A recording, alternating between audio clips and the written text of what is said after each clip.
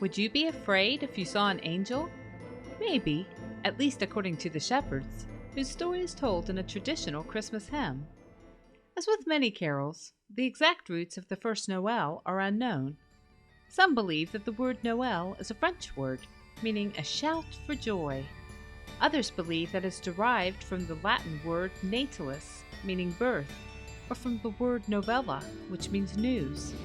Some scholars have also speculated that an English variation of the word Noel is a shortened version of the phrase, "Now all is well." Any of these explanations are appropriate to the message and meaning of the song.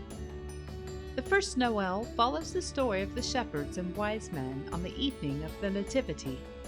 The song accurately reflects the account we find in Scripture of a star in the east that moved across the sky until it stood over the place where the young child lay.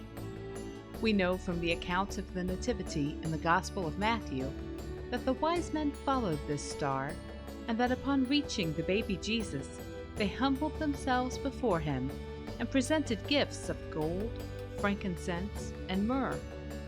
The song also tells us that this first Noel was to certain poor shepherds of the arrival of their newborn king.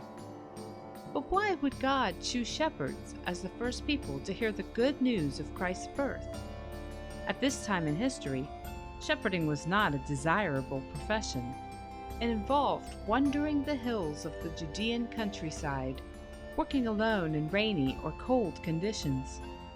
Shepherds were held in little esteem, as we discover from the story in Luke's Gospel, where we are told that those who had heard the news of Christ's birth from the shepherds wondered about the truth of this message. Perhaps it was their lowly status in life that moved God to bless the shepherds with the first news of his Son, or to pay tribute to them later when Jesus described himself as the Great Shepherd.